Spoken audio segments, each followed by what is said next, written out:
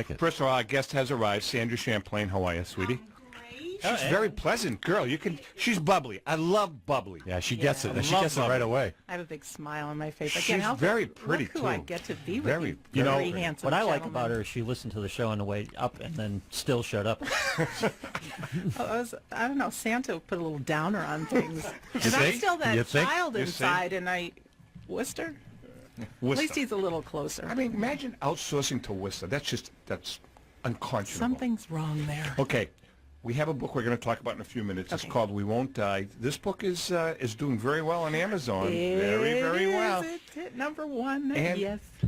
and she lives in Byfield. It's funny because I thought I was talking in California. We got to talking, and where are you? I'm in Byfield. I hung up the phone and said, wait a minute, you're in Byfield. Why do we have to talk on the phone? Why don't you come on down? Yeah. Absolutely. And that's how we did it. I'm a yes. Yeah. So, welcome. Thanks. Okay, but we're going to get you involved in last week. AMC took a poll. They did a poll on the greatest actors of all time, and we got some emails from some of the female listeners saying, "How come you guys don't talk about the greatest actresses?" So this is. I just want to get your take on this, you guys. These are the 20 greatest actresses considered by AMC and a poll of 50,000 people. So 50,000. working backwards, I want your opinions on this. Tell me what you guys think, and I'll tell you who number 20 is. Tell me if you think that these people belong in the top 20. Okay. All right? Shirley MacLaine. Yes. Mikey? I agree. Louis? Sure, why not? Judi Dench. Yes. I agree with that, too. Mikey, Judi Dench? look at I don't know. I got no idea. She was in Lassie. She was the mother in Lassie. You don't believe that, do you? Of course not. I've been with you too many years. Judi Dench. With the When British you say, accent. you know, Yes. You know who she is. do you know what happens to you when you lie? What's that? My eyebrows? Yeah. I know. My wife tells me the same thing. I cannot lie because my eyebrows Go start- crazy. They go nuts. All right. All right. What else? Good we got? observation. Diane Keaton. Yes, she's good. Very good. I think she's excellent. I think she's very good. Louis, we're not Bored to death already. doing it. He wants to know what Miley Cyrus is. No, no. Oh. No, God, we're no. not. We haven't kind of like Kaylee Cuoco. Where's she on that? Myrna Loy. I don't agree with that. I don't know. I have no opinion. Am I too young? Yeah. Okay. Oh, Lloyd. Okay, Myrna Loy. Yeah. All right. This one I definitely agree with. Maureen O'Hara. Yes. The redhead? Yes. Very good. Okay, obviously this isn't based on a criteria upon which I would base this list. Natalie Wood, number 15. Okay. Beautiful girl, good actress. Louis? I have no problem with that one. Yeah. Sandra? Do they call you Sandy or Sandra? Sandra. Sandra? And I want to say too young. I know who she is. I know I've seen the Tom, movies name in me, the past. well, you probably have it in front of you, but name me a Natalie Wood movie. I know that one. Yeah, see, this is exactly my point. The one with Robert Wagner. Push me off the boat. He didn't push her off the boat. Wasn't He that the name didn't of the push her movie? off I the thought boat. that was the name of the movie. Wrong. I'm sorry. You know something? I'm sorry. I thought that was the name of the movie. Oh my! Oh, that's terrible. I didn't know this was going to be so I thought that was- controversial. Push her off Right. the boat. Number 14. Yeah. Barbara Stanwyck. Very good actress. Yes. Man, come on. Are you kidding? Barbara Stanwyck was a great actress. The Virginian. She had gray hair before gray hair was in. Yeah, she did. The Virginian and... Okay, number 13. Jodie Foster. Yes. God, no. Oh. Absolutely. She's a good actress? No. What is wrong with you? You last week when we did the men, all you complained about all the guys who do the same character all the time. Jodie Foster does the same character all the time. Really? Doesn't she? I guess. Did you see her in Gone with the Wind? No. I didn't either. Yeah. That was Joan Vivian Lee. Crawford. Number 12. Oh, mommy dearest. Joan Crawford, number 12. Number 11, overrated actress. I'm going to get annihilated in this one. Elizabeth Taylor. I disagree. I think she was very, very good. Cleopatra, I mean, I thought she knocked it out. Cleopatra was good. The Alamo. Yes, she was great. The Return of Lassie. This is of all time. Correct. Yeah. Number 10, Joan Fontaine. Joan Fontaine, Poseidon Adventure. She was pretty good. I don't have an opinion on it. Louis not. Like, No Louis not opinion. The participating. most boring list I've ever It seen is, of it is. actresses. All right. Where's Nicole Kidman? We're getting there. Number 9. Really? She's higher than all those? Number 9. I was just kidding. Claudette Colbert. Claudette Colbert. She was okay. I'm embarrassed. I'm 47 and I should know these. All right. And Number 8. no. Woman wins 1 Oscar. Number and 8. She's on the list. Audrey Hepburn, number 8. Yes. Yeah. Louis? Good. Yeah. Mikey? I buy into that one. Yeah. Number 10, overrated in my opinion, Kate Winslet. Oh, yeah, way too high. Yeah. I don't like her. She was in the Titanic. She's good, but Yeah, of she- all time, Number 7. it's because of her looks. Number 6, some people consider her the greatest. They have her as number 6, Meryl Streep. She's definitely in the top 10. Yeah, I think she's fantastic. Anybody that wins 3 awards, Oscar awards, and anybody who's had 17 nominations, I agree. you're talking I the agree. wood. And she's down to earth. She is. She's Talking just the regular. And her daughter is hot. See her daughter on No. Newsroom. Her daughter's on Newsroom. She played in Iron Lady, Deer Hunter. She has some real good. Number 5, Vivian Lee. Yeah. Yes. Gone with the Wind. Yeah. Sure. Yes. And then what? Number 4, Olivia de Havilland. Yeah. She was good. She was in Ghost. She's number 4 though She's on number that 4. list. Yeah. Wow. Where's Betty Davis? Is she in? Number 3, Ingrid Bergman. Of course. Very good. Louis, 3 Oscars? what do you think? Obviously Casablanca, but what else? Mike, what else? Nothing. I said to you, 3 Oscars, 7 nominations. I mean, she's very, very good. She was also in the movie Notorious. Where's Emma Thompson? Where's Kathy Bates? Where's Number 2, Katharine Hepburn. Definitely. I think I agree with that. Something, there is a woman that I really enjoyed watching. Where's Grace Kelly? Where's Judy Garland? Where's... Number 1. 4 Oscars she won, by the way. Number 1. You're good. Number 1. Betty Davis. Oh, Betty Davis was number 1. Wow. She was a great actress. So Lauren Bacall doesn't make the list. No, well, she's in... Judy Garland doesn't make the Going list. backwards, just real quickly, number 20, Shirley MacLaine. 21, Judy Garland. Rita Hayworth. Deborah Carr. Susan Hayward. Lauren Bacall. Grace Kelly. They're in the second tier. Greta Garbo. Julie Andrews. Sally Field. Jean Arthur. Marlene Dietrich. Nicole Kidman. Carol Lombard. They're all in the second tier. Who would you pick as the best actress today's time? Today, Meryl Streep. I agree. Yeah. And I never agree with you. I like Meryl Streep. And I also like the girl that's in, can't remember the name of that show. Some hot-looking chick that Louis mentioned. Big Bang Theory. That's it. Kaylee What's her name? Cuoco. Yeah, Yeah. great actress.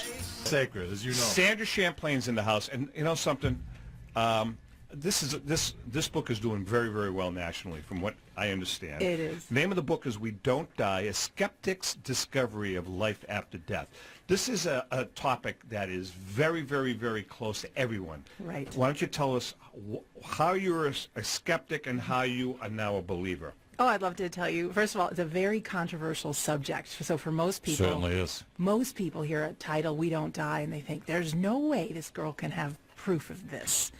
So before we start, I want to just ask you guys and your listeners to be open to one thing. We each have this little voice inside of our head. We call it the inner critic, the committee, the voice is what I call it. Louis has 6 of those. And- Sitting it's on my our- lap.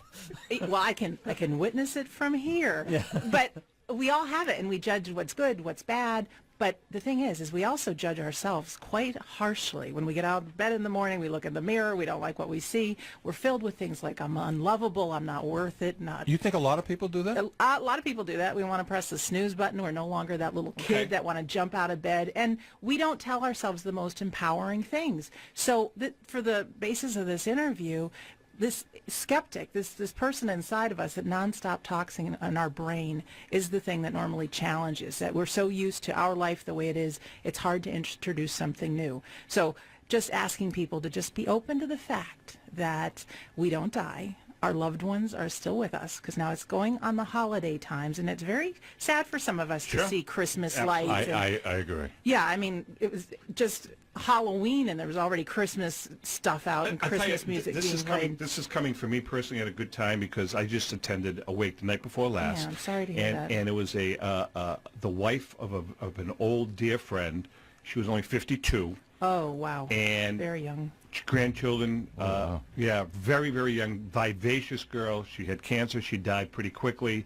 The entire town of Amesbury turned out for the wake. But Wow. I was thinking, and I was walking out of there, exactly what you're saying. Man, this could not have happened at a worse time. So, Right. with that being said, Talk about a book that will change lives. Right. What happened to me is years ago, back in '96, it got a huge fear of dying. Yep. Out of the blue, it hit me. My dad had been diagnosed with cancer years back, given a few months to live. He survived. I had worked in a nursing home, and I saw a lot of people die. Yep. And somehow, I woke up this day and just, what happens after we die? Who are we? When we look at the stars and we see the vastness of the universe and we start thinking, what is it all about? Exactly. That showed up to me as fear. So I am Catholic. Okay. Believe in Christianity, but just my faith alone in heaven was not enough to rest my fears. So very secretly, I went out on this journey to prove, is there any proof of life after death? Now, the reason it's called a skeptic's discovery of life after death is if you knew me back then, I was not somebody who believed in psychics, mediums, any of the spiritual stuff, people that would go to an astrologist or get their cards read. I thought, nonsense. People are con artists. You got to get Me a too. life. Right. I mean, total skeptic.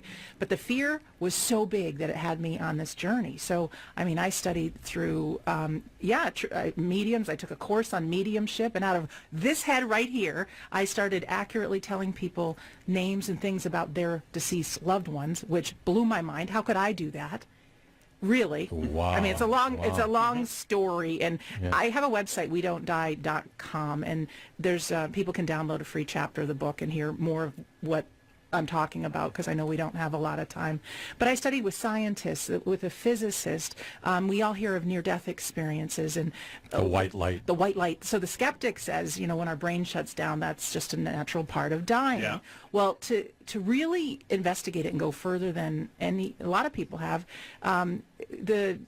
Raymond Moody, who coined the phrase near-death experience, studied over 200,000 people. Dr. Ken Ring took his findings even further and studied the near-death experiences of people that were blind, that never had sight. And when they flatlined, not only did they see the light, but they could accurately see what was happening in the waiting room, what was happening to their family members. Interesting. All documented. So the whole world, reincarnation, things that go even further than most people investigate. I investigated. Bottom line for myself, I rested my fears. This was back in 2005. I've got all this good stuff, and somewhere I knew that in my heart, if I told people, this would make a difference. But the truth is, I was too afraid to come out and say I believed in this, because I did not want to be classified as one of those Quack. nut jobs into the woo-woo stuff. Yeah. And so I very conveniently got busy in my own life with work. And then fast forward to 2010, my father's diagnosed with cancer. I spent the last 5 months by his side. Good for you. Down in Good for you. Daytona Beach, where he lived. During that time, the fear of losing Dad showed up. Started having some incredible disagreements with my siblings. We were once loving family. Yep. And you hear about that. about you hear, the protocol, how to handle things, situations. right, but you hear Absolutely. about these families that start to argue. So then Dad passes away. And it's which was usually about money. tremendously painful, as we all know who have experienced grief. And I got so depressed, so sad, so angry. You're seeing the normal Sandra in front of you, and you're hearing the normal Sandra. I'm normally fun, loving, always smiling, and I was a monster inside. So the little light bulb went off and said, gosh, maybe this is all a part of grief. So doing my investigative studies like I did on life after death, I wanted to know really what happens in our brain that makes us so sad, makes us angry, makes us forgetful, that would cause these incredible disagreements with family members. And I found it. I found that our brain chemistry changes when we're grieving. Kind of like if somebody's addicted to a drug, maybe a poor example, but there's an addiction we have when we love someone. When we lose it, we go through the withdrawal process and our brain has to reformat. So we have a crummy memory. We have these arguments because our perception is off. So this whole world opened up that I thought, gosh, I should tell people about this, because it eased my pain. And so I created a free audio, didn't know what I was doing, didn't have any of these fancy tools I'm seeing in front of me, called it How to Survive Grief. Bought the domain name survivegrief.com, and just for free, I posted this thing. You press play, or you can download it. I made some posts on Facebook. I'm no big internet marketer. And then within just a few months of Dad dying, over 3,000 people had heard it. That's amazing. And here's the amazing thing, is people started writing me how it helped ease their pain, how it gave them hope, how it made them compassionate to work through a death with a family member as opposed to fighting. And the final thing that I said, ooh, I need to have a book, people reported that they chose not to commit suicide because of my words. Nice. Because where they were was in grief. I just want to say, Tommy, 15 years ago, just about this time of year, I lost my dad. And Sorry.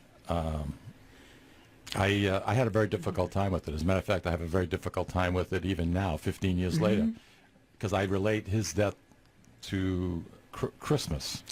Right. But the one thing I did do when I found my dad had passed and he died of a heart attack, he was getting out a bit, is before I dialed 911, I sat at the edge of the bed with him, I held his hand, and I chatted with my father for 45 minutes.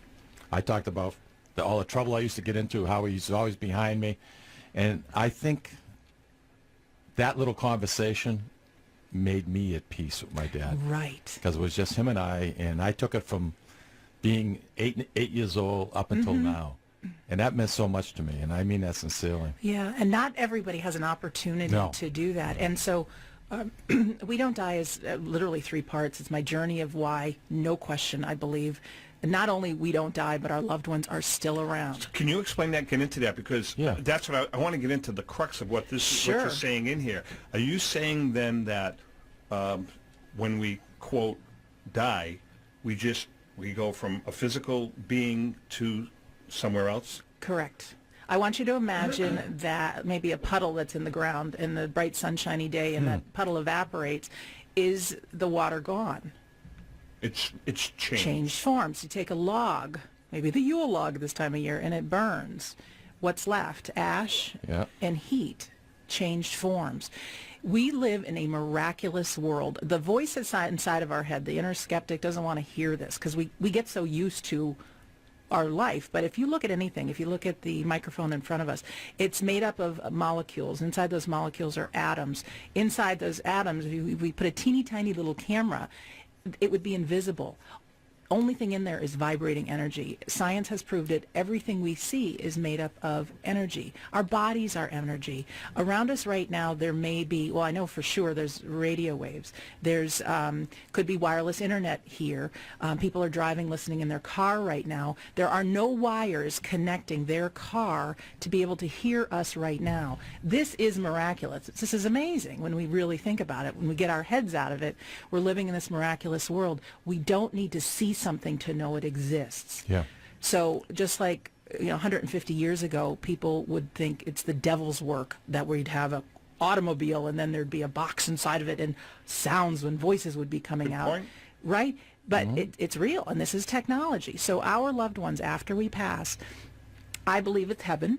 I think it's vibrating at the same frequency in the same invisible place that we have around us, where these television signals are, radio waves, GPS signals. It's all very real. And when we can quiet our mind, see, this is the access for so much. If we are suffering from grief, if we can quiet our mind and just be in the present moment, we have an opportunity to be pain-free for a little while. If we quiet our mind, that's the area psychics, mediums, even friends of mine that I've worked with, you have in your imagination, you might see your dad with you. Very often they appear younger than you remember them and in great health, because when we pass over, we get to be whatever age we want to be and our health we want to be. I like that. It takes a quiet mind to do that. Even the people that have had the biggest inventions in the world, the Henry Fords and Steve Jobs and even Tina Turner with her music, all accredit that quiet place. When they can quiet their mind, these great thoughts come in. So we're pretty miraculous human beings, and I challenge people for this holiday season to. You might want to think you might think you're pretending this, that your loved one is still around, but they are. The voice inside your head's going to want to battle. So using Mike as an example, or using my mom and my father as an example, and Louis' mother and father. So are you saying that they are here, they are present, but in a different form. I am saying that. And I'm not saying that they're around you 24/7. There's a book called Do Dead People Watch Me in the Shower? That's pretty amazing. The truth is, no. I think while we're here on Earth, we're here to live. We're here to learn. We have 5 senses, which we don't have in the hereafter. We really get to taste and smell and see and hear. And so there's a purpose for us to be here and to have the adventure of this life and experience emotions and have growth, so playful out while we're You know, here. I've always, you and I had this discussion a while back, and I've always said to myself, we're here, we're on Earth, we exist, but if you look at what surrounds us, look at the universe, and look how many universes there are, it's not all here That's just for sure. for us. It is mind-blowing. They say there is 1,000 stars like our sun Right. for every grain of sand on our planet. So, I mean- mind-blowing. Interesting stuff, Yeah. The name of the book is We Don't Die. It's a skeptic's discovery of life after death. The author's name is Sandra Champlain, forwarded by Bernie Siegel. Yes. Interesting. Yeah, he's got some great. juice. He's got some He's juice. got some juice. Where's the book available? It is available wherever you buy books. If you're an Amazon fan, it's there on hardcover and on Kindle. All Barnes and Nobles, your favorite bookstore. In fact, tomorrow from 2 to 4, I'm going to be in Medford at the Bestsellers Cafe doing a book signing. Nice. So Oh, good for it's you. kind of a neat thing to get an author's autograph and to whoever your special person is, especially this time of year. How long did this book take you to put together? Interesting. Well, it was 15 years of research that I never thought I'd ever write a book. Because who am I? Who writes books? Famous people. Certainly not Sandra Champlain. Tommy does. Yeah, Tommy's pretty famous, though. Is he? Yeah, but when I What do you approached think? His picture should go on the billboard before mine? Or no? he's pretty handsome. But you're not He so is. bad yourself. So, and I have to check out your billboard. And let Louise me is great. And let me say this, Sandra. I love your teeth. You got beautiful teeth. She does. Thank Very, very pretty girl. Compliments of my Very pretty girl. parents. Compliments. But I have a website too, wedon'tdie.com, where people can read the first chapter of the book. I have an audio there, all free, called Reconnections that will actually quiet your mind and help you get in touch with those loved ones. Why are you whispering? We have time for Father Mikey? No. What do you want to do? Want to do so now you know? We'll do it so now you know. We have enough time? I'll make it. So this is going to go hand in hand. This was actually put together at 20 minutes past 8 this morning. We got 5 minutes. Go. We got 5 minutes? First of all, So Now You Know segment's brought to us by Atlantic Hospitality Group, and that's located right up at Salisbury Beach. Seaglass, Capri, the whole Blue nine Ocean, yards. Cape Yeah. Aiello, the whole Yeah. 9 yards. And I just want to say thank you to them. Did you know, Sandra, that you can grow into a tree after you die? I did not know that. Yeah, yeah. Tell me more. Well, And she literally wrote the book. this is called a bios urn. Bios urn. It's a completely biodegradable urn that contains a single tree seed. And when planted, the tree seed is nourished by and absorbs the nutrients from the ashes of your body, which are contained inside. The urn itself is made out of a coconut shell and contains compacted peat and cellulose. Your ashes are mixed with this, and the seed is planted inside of it. And you can even choose what kind of a tree you want to I'm be. liking this, Mikey. Now, I'm liking it this, too. too. Now, personally, I'm asking for a maple seed because I think maple's a beautiful, beautiful tree. Once your remains have been placed into the urn, it can be planted, and then the seed germinates and begins to grow. And like I said, you even have the choice. You can pick whatever type of tree that you want to be. Mikey, I'm really liking this. And in your honor, as I was sitting here and listened to you chat, I wrote a little poem. You ready? Go Do ahead. I have any kind of music at all? Any kind of an intro? Anything at all? Earn music. Yeah, because you gave me so much notice. I did this just now. You give me earn music. Can you come up with... Oh, we got earn music. Okay. You're killing me. You're killing me. Go.